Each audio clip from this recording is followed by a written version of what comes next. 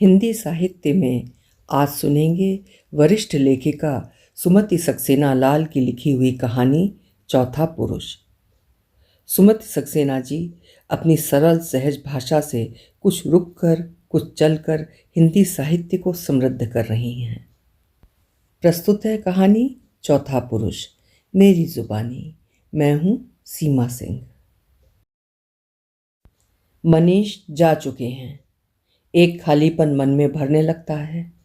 कमरे में घुटन है और मैंने उठकर खिड़की पर से पर्दा हटा दिया है। इस समय विजिटिंग आवर है। नीचे हॉस्टल के लॉन में खूब चहल पहल है। लड़कियां अलग अलग झुंडों में बैठी हुई हैं। अंजलि का हाथ मंजुला के हाथ में है। शायद मंजुला हाथ देख रही है। उन दोनों को चारों तरफ से घेरे हुए बहुत सी लड़कियां खड़ी हैं। अचानक ही अंजलि बड़े जोर का ठहाका लगाती है। एक हंसी और है जो आज बहुत सारे भूले बिसरे सालों बाद अनायास याद आ रही है। अरुणदा याद आते हैं। मैंने बड़ी जोर का ठहाका लगाया था, बस अरुणदा कुल 4, और दूसरे क्षण मैंने उनके हाथ से अपना हाथ खींच लिया था। छी, आपने भी कैसी घिनौनी बात बतलाई है। कभी कभी अलग अलग फ्रेम्स में जड़े स्टिल फोटोग्राफ्स की तरह अतीत खंड खंड में सामने आ खड़ा होता है। मैं जीवन की किसी घटना से अलग नहीं हो पाती, जैसे बीता हुआ पूरा का पूरा मेरे वर्तमान के समानांतर चलता रहता है। दशहरे की छुट्टी के बाद यूनिवर्सिटी खुली थी। डॉक्टर वर्मा अमेरिका चले गए थे। उनकी जगह कोई नई नियुक्ति हुई थी। एमए पार्ट 2 की क्लास। सभी नए अध्यापक की उत्सुकता से प्रतीक्षा कर रहे थे। मैंने पास बैठी सीमा से नए गुरुदेव का नाम पूछा था। सीमा के पापा यूनिवर्सिटी में प्रोफेसर हैं, इसलिए यहाँ से जुड़ी सूचनाओं का भंडार रहता है उसके पास। उसने एक बार चमकती आंखों से मुझको देखा था, फिर बड़े गर्व से बोली थी, कोई डॉक्टर जोसेफ सिन्हा है। मैं चौंकी थी। जोसेफ सिन्हा? दिमाग में कुछ कौंधता है। उसी क्षण सारी क्लास उठकर खड़ी हो गई थी। 24-25 वर्षीय सांवले रंग के उस स्वस्थ व गंभीर पुरुष पर मैंने अपनी निगाह गड़ा दी थी और उस चेहरे पर 13-14 साल पहले के जोसेफ को ढूंढने की कोशिश की थी। मैं जोसेफ को अच्छी तरह पहचान गई थी। आंखों के सामने कुछ धूमिल से चित्र उभरने लगे थे। दूसरे क्षण मैं अपने नन्हे नन्हे हाथों से क्रिकेट के विकेट गाड़ रही थी और जोसेफ स्वाभिमान हमें निर्देश दे रहा था। क्लास समाप्त हो गई थी और मैं नीचे बरामदे में अनिश्चय की स्थिति में खड़ी रह गई थी। सोच रही थी, पूछूं या ना पूछूं। क्या पूछूंगी? वो बचपन के रिश्ते हैं, पता नहीं आज जोसेफ किस तरह से रिएक्ट करेंगे। विजया? अपना नाम सुनकर मैं चौंकी थी। विजया, आप वही कानपुर वाली जया ही हैं ना? जी। और मेरी आंखें खुशी से दिप उठी थीं। जोसेफ, मेरे बचपन के मित्र, आज मेरे सामने मेरे अध्यापक के रूप में खड़े हैं। मिशा कहाँ है? मेरे स्वर में खुशी आ गई थी। क्या किया है उसने? क्या कर रही है वो? फाइन आर्ट्स में बीएफए किया है उसने। अब उसका फ्रीलांस वर्क करने का इरादा है। उससे कहिएगा मेरे घर आने के लिए। ना जाने क्यों मैं जोसेफ से अपने घर आने के लिए नहीं कह पाई थी। अनायास मैंने अपने बड़े हो जाने का संकोच महसूस किया था। लौटते समय मैं एक उल्लास से भर उठी थी। एक खोई हुई प्यारी सी चीज़ को अनायास पा लेने का उल्लास। हालांकि यह भी सच है कि आज से पहले मैंने कभी जोसेफ मिशा के अभाव को महसूस भी नहीं किया था। वे खेल खिलौने, उनके साथ भूले बचपन के बीच ही कहीं उन साथियों की यादें भी विलीन हो चुकी थीं। बचपन याद आता है। जोसेफ के साथ वे खेल, लड़ाइयाँ, बाल पकड़कर खींचातानी। जोसेफ से इतने वर्षों बाद कभी इस रूप में मुलाकात होगी, ये तो मैंने कभी सोचा भी नहीं था। सुबह ही सुबह किसी ने झकझोर कर जगा दिया था। सामने मीशा बैठी थी और उसने मुझे अपनी बाहों में भर लिया था। 12-13 साल की दूरी एक क्षण में ही सिमट कर समाप्त हो गई थी। मैं एकटक मीशा की ओर देखती हूँ। होठों पर हल्की सी लिपस्टिक की रंगत, आंखों से बाहर तक खिंची काजल की रेखा, लंबी गर्दन पर उभरी हुई नसें और कानों में लटकते मूंगे के छोटे से लटकन। कुल मिलाकर उसके सांवले चेहरे पर सब कुछ बड़ा भला लगता है। मिशा की मध्यस्थता में मेरे और जोसेफ के मध्य की गैरियत मिटती गई थी और अनजाने में हम एक दूसरे के निकट आते गए थे। जोसेफ के विषय में वो बात करती तो अतिरिक्त रूप से संवेदनशील हो गई मेरी संवेदनाएं हर एक शब्द को उनके अर्थों सहित सहेज लेती। न जाने क्या होता था जोसेफ की उस धीर गंभीर निगाह में कि कई बार मैं आधी रात तक सो नहीं पाती। कई बार अंधेरे सायों में बढ़कर एक परछाई मुझे अपनी बाहों में भर लेती। जोसेफ का गंभीर चेहरा एक अलगाव से भरा लगता है, पर उनकी उपस्थिति मात्र में कुछ ऐसा अति कोमल रहता है कि वो मौन भी सुखद लगता है। साधारण बातचीत, कभी अनायास निगाह मिल जाना, मेरी किसी बात पर जोसेफ का अनायास मुस्कुरा देना, उनके मुंह से मेरे नाम का लघु उच्चारण जैसी साधारण बातें मेरे लिए जीवंत और प्राणवान होने लगी थीं। जोसेफ के साथ बिताया हर अगला क्षण पिछले की अपेक्षा अधिक आत्मीय और निकट लगता और मैं जैसे सब कुछ बूंद बूंद कर आत्मसात कर लेना चाहती। समस्त चेतना है कि एक तीव्र प्रवाह में बहती ही चलती है, उन्मत्त, उत्फुल्ल, सम्मोहित और दिग्भ्रमित। अप्रैल की धूल उड़ाती हुई अलसाई शाम। उसी दिन परीक्षा समाप्त हुई थी और मुझे लगा था जैसे मैं एकदम से भारमुक्त होकर हवा में उड़ रही हूँ, साथ ही एक खालीपन के बोझ से बोझिल भी। अवकाश का वो लगभग पूरा दिन ही मैंने मिशा और जोसेफ के साथ गुजारा था। पता ही नहीं चला कि जोसेफ के आने के बाद का ये 1.5 साल कब और कैसे पंख लगाकर बीत गया था। सारा घर सामने मम्मी के कमरे में इकट्ठा था और मैं दबे पांव पीछे की सीढ़ियों से अपने कमरे में आ गई थी। सामने लगे बड़े से दर्पण पे मैंने एक बार अपनी अत्यंत साधारण सी छवि को घूर कर देखा था। छोटी ऋचा मेरा पल्ला पकड़कर खींचती है और मैंने उसे बाहों में भर लिया था। मौसी, आज हमने देर सी मिठाई खाई, तुम्हारे लिए खूब सारी चीज़ें आई हैं मौसा जी के घर से। वो उल्लास से हाथ फैलाकर दिखाती है। मेज पर रखे स्टील के फ्रेम में जड़ी एक पुरुष आकृति मुझे मुंह चिढ़ाती है। हाथ में छोटे बड़े कई डिब्बे थामे अति उल्लसित सी दीदी सामने आ खड़ी हुई थी। बिना किसी पूर्व भूमिका के मैंने उन्हें सीधी निगाहों से देखा था। मुझे शादी नहीं करनी दीदी। वे वैसी ही खड़ी नहीं थी। तुम्हारी इच्छा से क्या होता है, पापा सब तय कर आए हैं। दीदी, ये मेरी जिंदगी है, मैं भी कुछ चाहती हूँ। क्या? दीदी का तीखा स्वर। क्या करता है? लेक्चरर है। मैंने सर झुका लिया था। शर्म नहीं आई इतना बोलते? यूनिवर्सिटी में हम भी पढ़े थे, पर तुम्हारी तरह लड़कों को देख बौखला नहीं गए थे। खानदान की इज्जत का भी ख्याल नहीं आया? उन्होंने घृणा का ढेर सारा जहर उगला था। जितनी तनख्वाह यूनिवर्सिटी के मास्टर पाते हैं, उतने के तो दर्जनों मुलाजिम पापा के दफ्तर में लोअर क्वार्टर पर पड़े हैं। पापा के सामने खड़े होकर बात तक नहीं कर पाते। घर में एक अजीब तनाव की स्थिति आ गई थी। पापा सामने नहीं पड़ते, मम्मी दृष्टि चुरा जाती और मैंने पूर्ण आत्मसमर्पण कर दिया था। उसके बाद जीने के सारे आधार बिखर गए थे। मुझे अधिकार से घेरे हुए सुनील की ये बाह, गहनाती रात के बीच चुके हुए देह दिमाग के साथ मैं अकेली छूट गई हूँ, एकदम अकेली। प्रतिदिन दोहराई जाने वाली जिंदगी के मायने मेरे लिए प्रतिदिन वही होते हैं, उतने ही नए और असहाय। कभी कभी ऐसा भी होता है कि वर्तमान का ये क्षण अगले पिछले सारे क्षणों से अलग कटकर खड़ा हो जाता है, अपने आप में निहायत एकाकी। तब मैं किसी यंत्र की तरह सारे बोध और भावों से रहित हो जाती हूँ। तब अपने नग्न कंधे पर रखे मेरे चेहरे को सहलाते सुनील का वो आसक्त स्पर्श मुझे किसी अनुभूति से भर नहीं पाता। तब वो किसी और की जिंदगी का सच बन जाता है, जिसे ना मैं भोगती हूँ ना शेयर करती हूँ, बस किसी आकस्मिक संयोगवश देखती भर हूँ। कोलाबा की शांत कॉलोनी, सामने की खिड़की से दिखता हुआ विशाल समुद्र और उसमें पड़ती हुई झिलमिलाते मुंबई की छवि।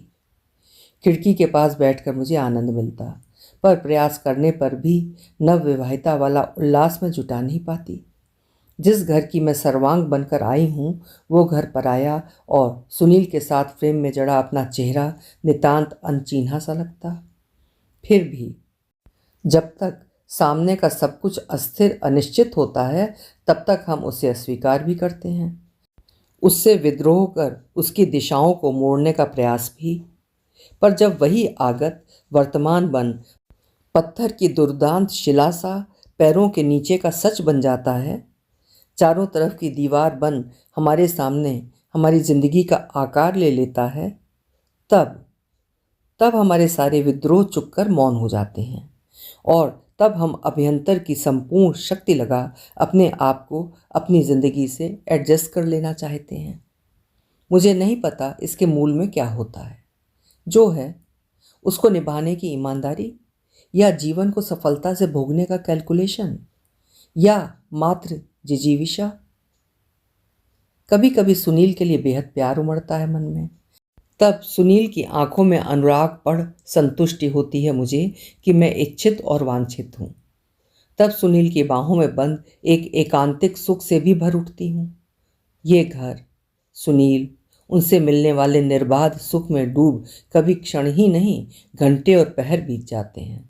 पर तभी कुछ ऐसा हो जाता है कि वर्तमान में जमते संतुलित होते पांव फिर उखड़ने लगते हैं। तब मैं दूनी पीड़ा से भर उठती हूँ। जिंदगी कुछ अजब तरह से खंडों में बट गई है। जैसे कोई शराबी नशे में सब कुछ करता चले, फिर कोई थप्पड़ मारकर उसका नशा तोड़ दे। ठीक वैसी ही मेरी स्थिति हो जाती जब मिशा के पत्र मिलते। मैं अपने आप को आरक्षित सा महसूस करने लगती। सुनील ने परिचय दिया था, मेरे मित्र मनीष भार्गव, अभी यूएस से लौटे हैं। अभिवादन प्रतिवादन कर उन्होंने अपनी अनुसंधान सी दृष्टि चारों तरफ घुमाई थी। बहुत सुंदर सजाया है आपने ये फ्लैट। मनीष की आंखों में प्रशंसा है और सुनील के चेहरे पर अभिमान भरी संतुष्टि। मनीष भार्गव और सुनील बचपन से लेकर इंटर तक साथ पढ़े हैं, तब से घनिष्ठ मित्र हैं। बहुत वर्षों के बाद पुनः सामीप्य मिला है, इसलिए दोनों बहुत खुश हैं। जब भी संभव होता है तब सुनील मनीष को नाश्ते खाने के लिए बुला लेते हैं। काफ़ी समय हम लोगों का साथ ही बीतता है। मिशा का पत्र आया है, परेशानियों से भरा। भास्कर अमेरिका से लौट आए हैं, शादी की जल्दी कर रहे हैं, पर मिश जोसेफ को अकेला नहीं छोड़ना चाहती। सीमा और उसके घर वाले इच्छुक हैं, पर जोसेफ हाँ नहीं कर रहे हैं। मिशा के पत्र में चिंता के साथ ही एक झुंझलाहट भी झलकती है, पता नहीं किसके प्रति। दूसरे दिन सुनील के ऑफिस जाने के बाद मैंने लंबा सा खत लिखा था, मिशा को नहीं जोसेफ को। जो कुछ अतीत बनकर आज अर्थहीन हो चुका है, उससे चिपके रहने की ये जिद क्यों? इससे क्या हाथ आएगा? क्यों अपने आप को टॉर्चर कर रहे हो, अपने साथ दूसरों को भी? तुम्हारे प्रति मेरे मन में जो गिल्ट है, उसे ढोते ढोते मैं थक गई हूँ जोसेफ। मैं तुम्हारे हाथ जोड़ती हूँ, अब मुझे मुक्त कर दो। मैं अपने घर में सुनील के साथ सुखी रहना चाहती हूँ। मिशा का पत्र आया है। अगली 15 तारीख को सीमा के साथ जोसेफ की शादी है। मैं स्तब्ध रह जाती हूँ। बड़ी देर तक उसका पत्र लिए बैठी रहती हूँ, बार बार उसे पढ़ती हूँ। हर बार नए मर्म के साथ वे शब्द मुझ तक पहुँचते हैं।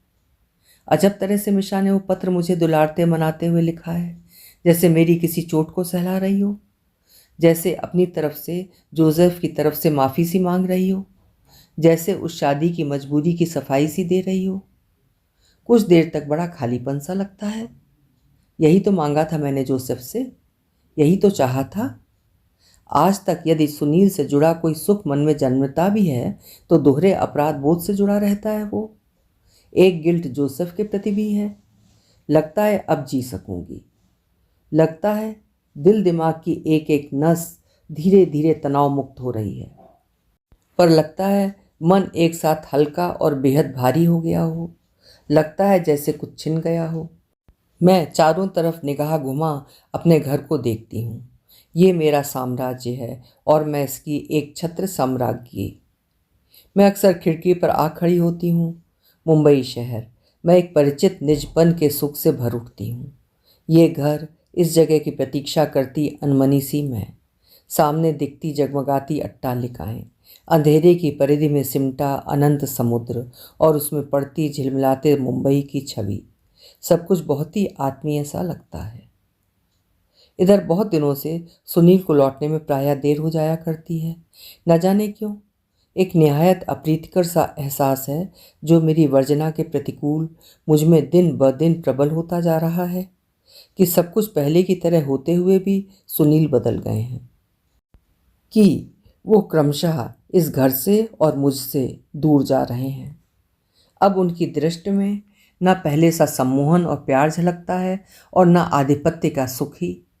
अब पहले की तरह अपनी पसंद का खाना देख वो उल्लसित नहीं होते, किसी नए डेकोरेशन को सराहते नहीं, और मेरा सामीप्य उन्हें किसी प्रकार छू नहीं पाता। जिंदगी एक निष्प्राण सा रूटीन बन गई है। अक्सर सुनील के चेहरे पर एक उलझन रहती है और उसका खोयापन उन पर छाया रहता है। तब हमारे पास बोलने के लिए शब्द नहीं रहते और एक अमूर्त सा तनाव इस अंधेरे कमरे में फैलने लगता है। एक पलंग पर लेटे हुए हम दोनों एक ही क्षण को अलग अलग पीड़ा के साथ भोगते हुए। कोई स्पष्ट कारण नहीं है मेरे पास, पर फिर भी एक अनहोनी के प्रति अतिरिक्त रूप से संवेदनशील हो कभी कभी आतंकित हो उठती हूँ मैं। कई बार मन आया था पूछूं सुनील से, पर क्या पूछूं। सुनील की बेरुखी बढ़ती गई थी और मनीष की आंखों में स्नेह और सहानुभूति गहराती गई थी। उस दिन सुनील की गैर मौजूदगी में दोपहर के समय आए थे मनीष। बहुत देर उलझन में रहे थे और उनके स्वर अटपटा गए थे। सुनील को घर में बांधने की कोशिश करो विजया, उसकी एक स्टेनो है। मैं स्तब्ध रह गई थी। मनीष ने अपनी बात अधूरी छोड़ दी थी। मनीष चले गए थे। मैं बड़ी देर तक वैसे ही बैठी रही थी। इस अनजान शहर में अपने से दूर जाते सुनील को कैसे रोकूं? तब बस मनीष ही अपने से लगे थे और उस अपनेपन का पूरा धर्म निभाया था उन्होंने। सुनील और मेरे बीच तनाव पनपते ही हमारे और मित्र व उनकी पत्नियां तो कन्नी काटने लग गई थी मुझसे। यदि मनीष न होते तो वे कठिन दिन कैसे झेल पाती। उस दिन आधी रात गए लौटे थे सुनील। थोड़े से शब्दों में ही मैंने कुछ पूछा था कि एक आवेश से सुनील का पूरा चेहरा तपने लगा था। यह घर मेरा है, जब चाहूँगा आऊँगा, जब चाहूँगा जाऊँगा। अपनी ज़िंदगी पर पूरा हक है मुझे, जो चाहूँगा करूँगा। किसी के सामने जस्टिफिकेशंस देने के लिए बाध्य नहीं हूँ मैं। उनका कठोर चेहरा व्यंग और विद्रूप से विकृत हो उठा था। एक थकी वितृष्णा से भर मैंने अपना चेहरा मोड़ लिया था। खिड़की के पार दिखता मुंबई। अंधेरे की परिधि में सब कुछ बहुत ही बिखरा टूटा लगता है, परस्पर असंबद्ध। क्रोध में उफनते से सुनील सामने आ खड़े होते हैं। तुम कहना क्या चाहती थी? उनका स्वर फट पड़ा था। साफ साफ कहो। एक ठंडापन मेरे रोम रोम में भिदता चला जाता है। बड़े यत्न से जुटाया निढाल स्वर किसी और का लगता है। मुझे कुछ नहीं पूछना, कुछ नहीं कहना सुनील। पर सुनील ने बहुत ही स्पष्ट शब्दों में मुझे कह दिया था कि अपना शेष जीवन वे मेरे साथ नहीं किसी और के साथ जीना चाहते हैं। भयानक विस्फोट से वे मध्यम स्वर। एक हादसा इस घर के ऊपर से चुपचाप गुजर गया था। कोई चीख कर रोया नहीं था, कहीं कोई आवाज़ नहीं। मैं ठंडी शिलासी पथराने लगी थी। मम्मी मुझे सीने से लगा लेती हैं। पापा अपनी नम हो आई आंखों को झुकाकर मेरे आसपास बने रहे थे। कलकत्ता से भाभी आई हैं। भाभी मेरी हथेली को अपने हाथों में ले धीमे धीमे थपथपाती रहती हैं। उस दुलार भरे स्पर्श में आश्वासन है। मैं चारों तरफ निगाहें घुमाती हूँ। सब कुछ पहले जैसा। शादी के बाद ही कमरा गेस्ट रूम में परिणत कर दिया गया था। राइटिंग टेबल उठवाकर छोटे दा की स्टडी में डलवा दी गई थी और बड़ी वार्डरोब मम्मी के कमरे में। अब सब कुछ मेरे लिए वहीं लौटा दिया गया है।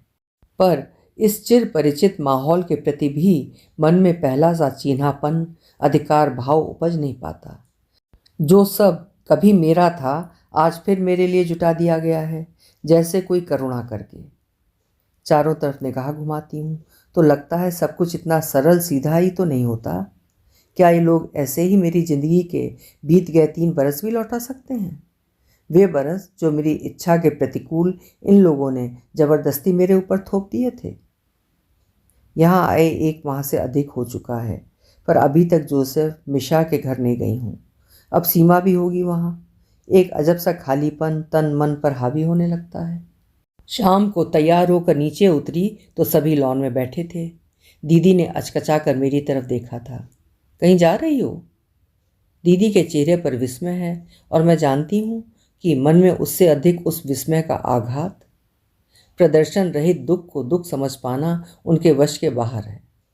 इतनी सूक्ष्म दृष्टि उनके पास नहीं है। मैं एक बार दीदी की निगाहों से अपने आप को देखती हूँ। आसमानी रंग की शिफॉन की साड़ी, उसी रंग का ब्लाउज, ऊंची एड़ी की सफ़ेद चप्पल, कानों में मोती के टॉप्स, नन्हे नन्हे मोतियों की एक लड़ी की माला, ढलवां जूड़ा, सब कुछ ऐसा जो मेरे ऊपर फब रहा होगा।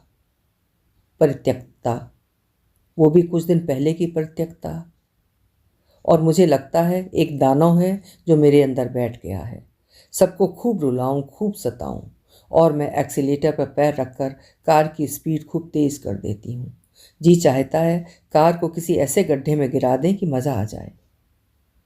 गेट ठेल कर अंदर घुसती हूँ तो लकड़ी का गेट चरमरा उठता है।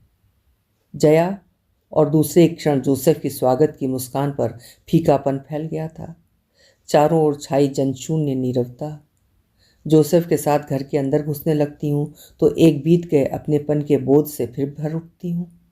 पीछे छूट गए 3 वर्ष एक बारगी अनहुए से हो उठते हैं।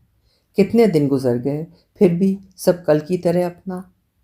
सीमा मिशा पिक्चर गई हैं और मैं अपने आप को इजी चेयर पर फेंक देती हूँ।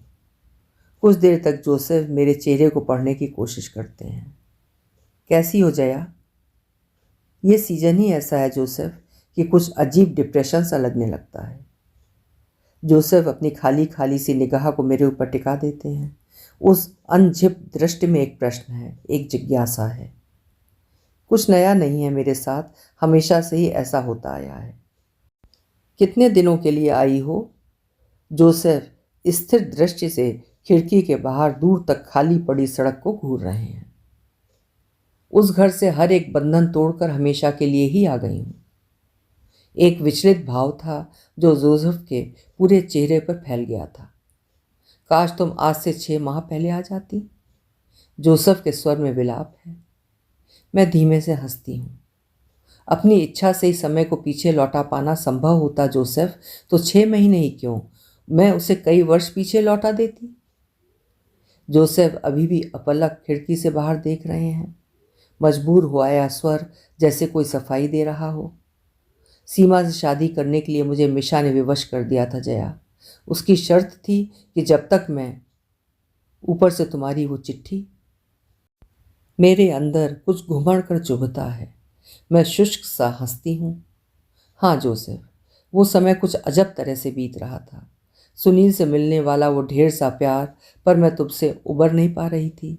मैं सच में निर्द्वंद मन से सुनील के साथ जीना चाहती थी, बहुत खुश रहना चाहती थी, ताकि सुनील को खुशी दे सकूं मैं। इसीलिए तुमसे मुक्ति चाहती थी, तुम्हारे प्रति जो गिल्ट थी मन में, उससे भी। मैं काफ़ी देर चुप रहती हूँ।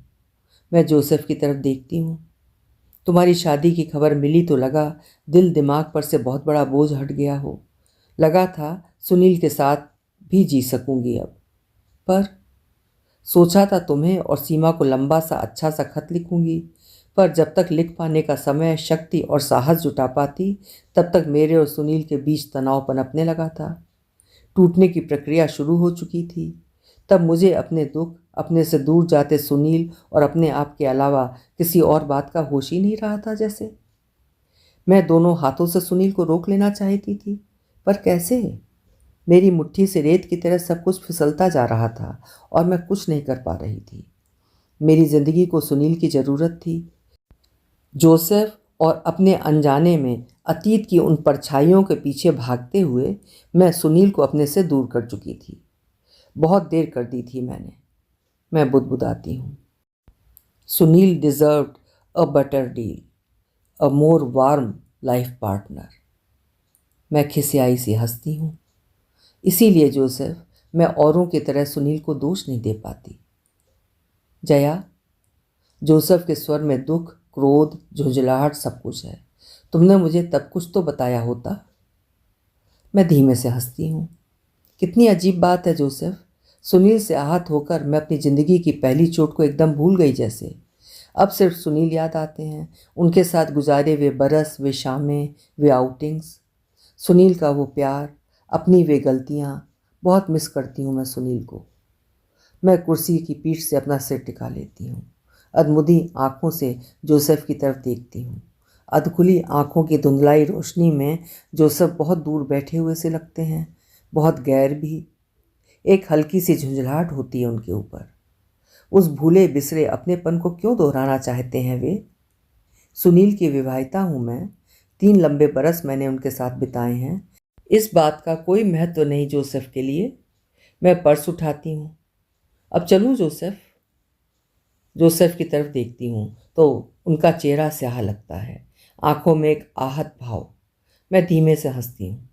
छोड़ो जोसेफ, तुम परेशान मत हो। मैं उठ खड़ी होती हूँ। अतीत के उन प्रेतों से लड़ने के लिए मैं ही काफ़ी हूँ। मैं कार स्टार्ट करती हूँ। कुछ पल के झिझक भरे मौन के बाद कार का हैंडल कसकर पकड़े हुए जोसेफ मेरे पास को झुकाए थे। एक बात पूछूं जया? मैंने उनके ऊपर अपनी प्रश्न भरी निगाहें गड़ा दी तो उनकी आंखों में सूनापन घिराया था। वो शुष्क सा हंसते हैं। सिर्फ कह देने भर से क्या प्यार मर जाता है जया? ऐसा हो सकता है क्या? मैं कुछ नहीं कहती। कहने के लिए है भी क्या? बस अर्थहीन सा हंस देती हूँ। एक उच्छ्वास चुपचाप टूट जाता है। मैं जानती हूँ कि कहने से ही प्यार मर नहीं जाता। दिल और दिमाग में उसकी न जाने कितनी प्रतीक्षाएं, उनकी पीड़ा मंडराती रहती हैं। वो स्वप्न जो हमने बुने थे, वो चाहना जो असफल हो गई, वो आसक्ति जो कभी साकार न हो सकी। कार एक बार फिर उसी परिचित रास्ते पर अपने घर की तरफ दौड़ने लगी थी। लगा था यायावर की तरह भटक रही हूँ। अब कोई घर अपना नहीं लगता। पहले की तरह मैं सड़क के मोड़ पर आकर पीछे खड़े जोसेफ को घूम कर नहीं देखती। मन में एक प्रश्न उभरता है कि यदि अब भी जोसेफ की शादी न हुई होती तो? नहीं नहीं, मन जैसे इस प्रश्न का कोई उत्तर नहीं ढूंढना चाहता। सुबह चाय नाश्ता कर सिर धोकर मैं लॉन में पेड़ की सघन छाया के नीचे आ बैठी थी। माली फोन मेरे पास ले आया था। आपकी सहेली का फोन है। मैंने रिसीवर उठा लिया था। हाँ मिशा, मैं सीमा बोल रही हूँ जया। कल तुम आई भी और हम लोग मिले नहीं।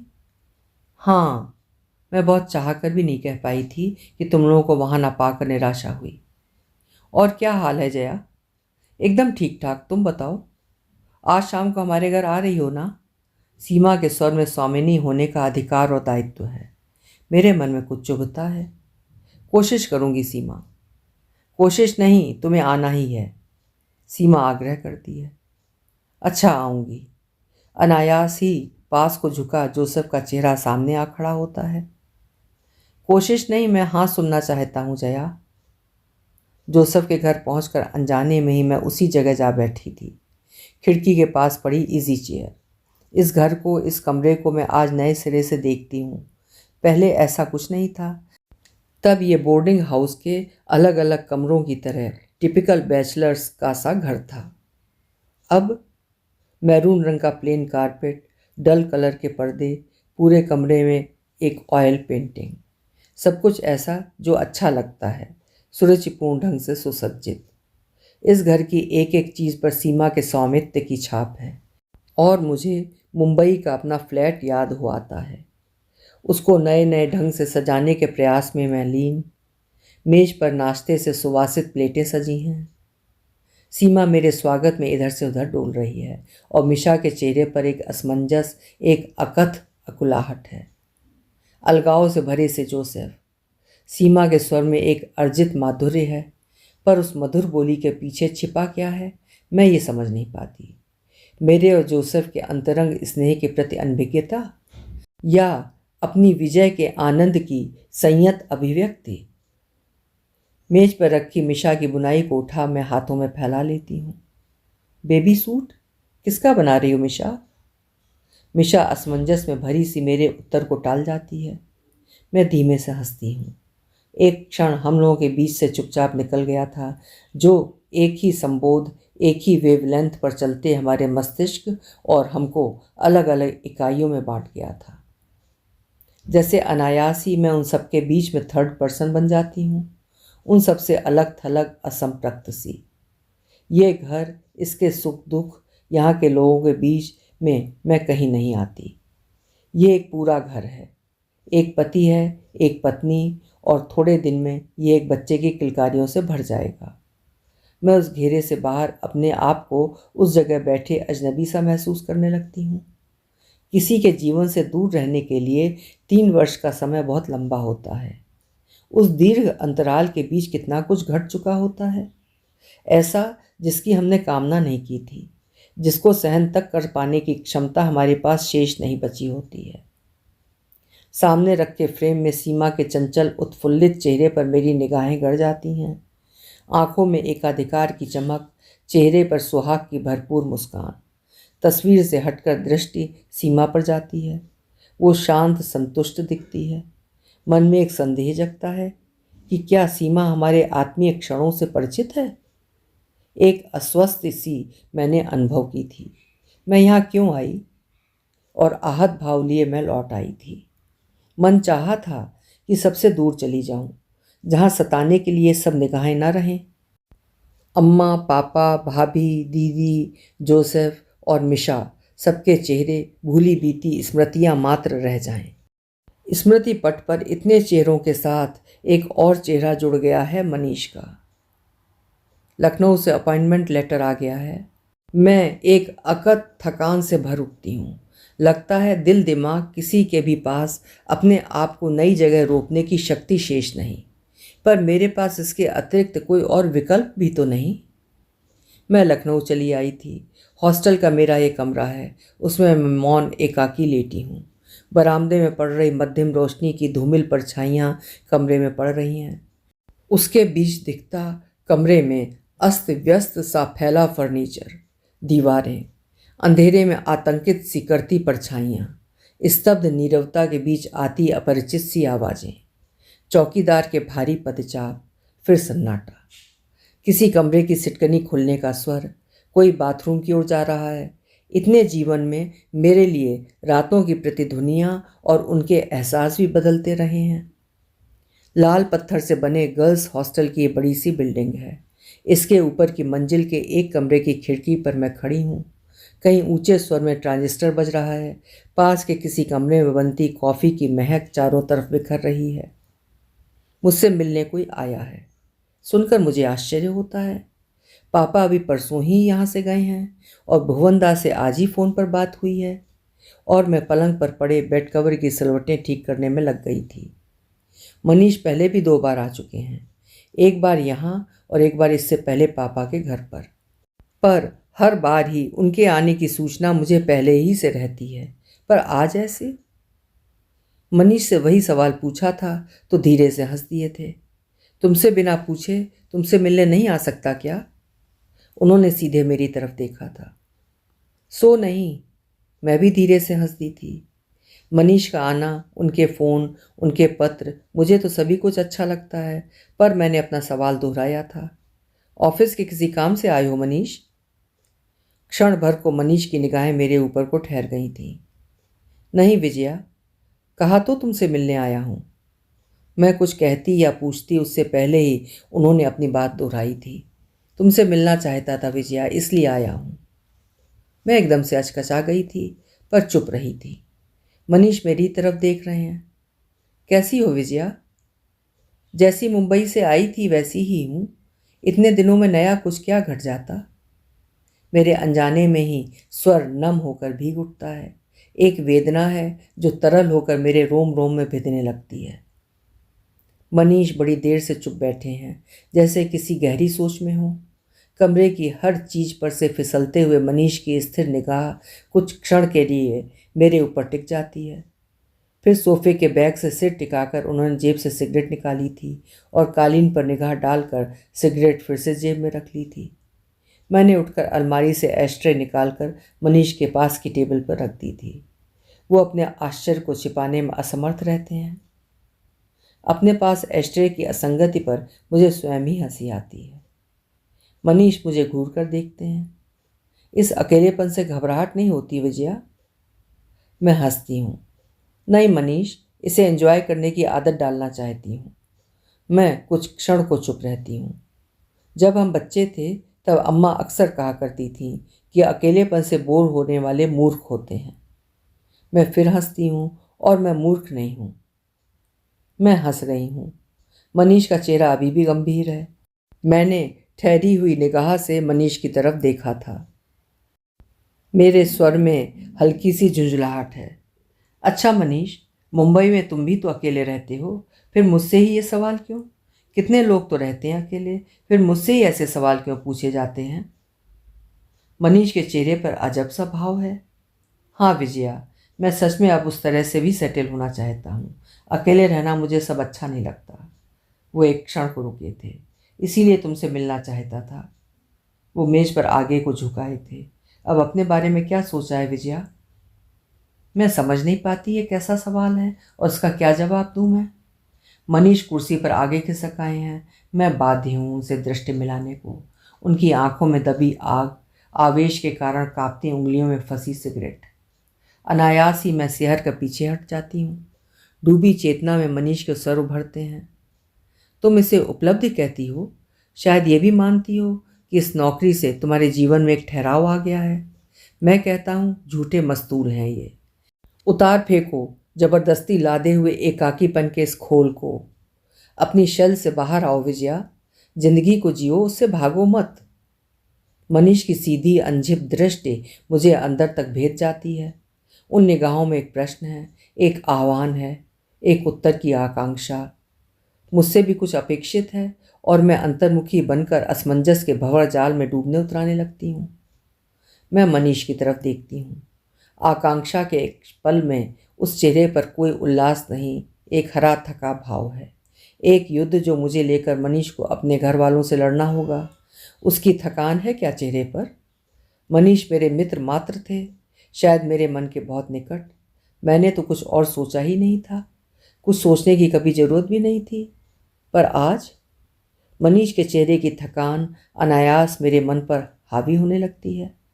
मन में बहुत सी बातें घुमड़ने लग जाती हैं। मैं जानती हूँ मनीष के घरवाले एक विवाहिता, एक परित्यक्ता को अपने इकलौते बेटे की बहू के रूप में स्वीकार नहीं कर सकते। एक साधारण मध्यवर्गीय परिवार से इतनी उदारता की अपेक्षा नहीं की जा सकती। मनीष की माँ से मिल चुकी हूँ मैं। नमस्कार और एकाध औपचारिक बातचीत के बाद उनसे संवाद संभव नहीं हो पाया था। इस बारे में आज से पहले मैंने कभी नहीं सोचा, पर आज उस तरफ से आंखें नहीं मूंद सकती मैं। वो शुभ नहीं होगा, ना मेरे लिए, ना मनीष के लिए, ना मनीष के परिवार के लिए। याद नहीं आता कहाँ पढ़ा था कि हर व्यक्ति अपने घर की एक ईंट हुआ करता है। वहाँ से टूटकर वो इकाई भी नहीं रहता, अपना पूरापन खो देता है। मनीष तो अभी से आधे अधूरे से लग रहे हैं, अपने घर से उखड़ी हुई एक ईंट। मनीष ने मेरे हाथों पर अपना हाथ रख दिया था और मुझे अपना धीरज टूटता हुआ सा लगता है। बहुत चाहती हूँ, पर मन में कोई शहनाइयाँ सी नहीं गूंज पाती। बस ध्वनित प्रतिध्वनित होता हुआ अतीत रह जाता है। तब बीते हुए अनुभव ही जिंदगी के कानून बन जाते हैं। पर एक मोह मनीष के प्रति भी है, अपने सुख की कामना की। कितना किया है मनीष ने मेरे लिए, पर किसी को स्वीकार करने के लिए केवल उतना ही तो काफ़ी नहीं होता। उसके लिए तो शायद खाली प्यार भी काफ़ी नहीं होता। मेरे स्वर में आंसू तैर जाते हैं। सहानुभूति भी एक नशा होती है मनीष। 2 दिन में नशा उतरेगा तो कहीं तुम्हें अपने किए पर पछतावा ना हो। मनीष की आंखों की उस सच्चाई से बचने के लिए मैं कुर्सी की पीठ से अपना अशक्त सिर टिकाकर अपनी आंखें बंद कर लेती हूँ। नाक में घुसने वाली सिगरेट की गंध अच्छी लगती है। कम से कम उसमें एक पुरुष की उपस्थिति का एहसास तो है। अधखुली आंखों से मैंने एक बार बड़े यत्न से सजाए अपने कमरे को देखा था। मैं सुनील की मुखाकृति अंकित करना चाहती हूँ, पर सामने जोसेफ आ खड़े होते हैं। अनायास लगता है कि संबंधों की इस अनवरत दौड़ में थक चुकी हूँ मैं। फिर से एक संबंध में बंधने का ना उत्साह ही शेष लगता है और ना फिर से आहत होने का साहस ही। दरार पड़ी नींव पर महल नहीं खड़े हो पाते मनीष। मेरी आंखों में पानी उतराने लगता है। तुम मेरे बहुत अच्छे मित्र हो, बहुत आत्मीय और सगे भी।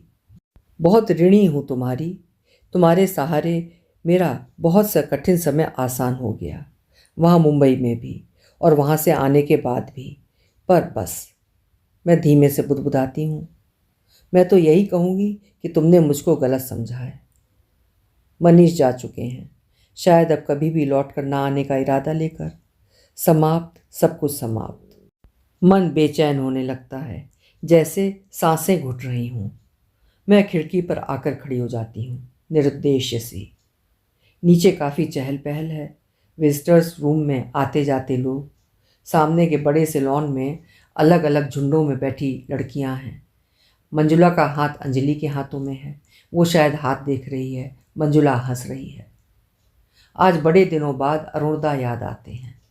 एक हंसी और याद आती है। अरुणदा ने मेरे हाथ की रेखाओं को ध्यान से देखा था। कुछ क्षण सोचते रहे थे, फिर झिझके थे। जया, तुम्हारे जीवन में 4 पुरुष आने चाहिए। मैं बड़ी जोर से हंसी थी। बस अरुणदा, कुल 4। फिर अगले क्षण मैंने उनके हाथों में से अपना हाथ खींच लिया था। छी, आपने भी कैसी घिनौनी बात बतलाई है हाथ देखकर। एक ही पुरुष से प्यार का अभिमान चुक गया है। अदृश्य क्या है मैं सोच नहीं पाती। क्या चौथा पुरुष? और मैं सिहर जाती हूँ। चौथा पुरुष मुझे हॉन्ट करता है। पता नहीं अरुणदा ने मेरे हाथ की रेखाओं में पढ़ा था वैसा कुछ, या मेरे साथ कोई हल्का फुल्का परिहास किया था। पर अरुणदा यदि आज मुझे मिल जाएं तो उनके सामने अपनी दोनों हथेलियां फैला दूं। कह दो अरुणदा कि मेरे जीवन में अब कोई और पुरुष नहीं आएगा। मैंने बहुत झेल लिया, बहुत थक गई हूं मैं। अब चौथा पुरुष नहीं सह पाऊंगी।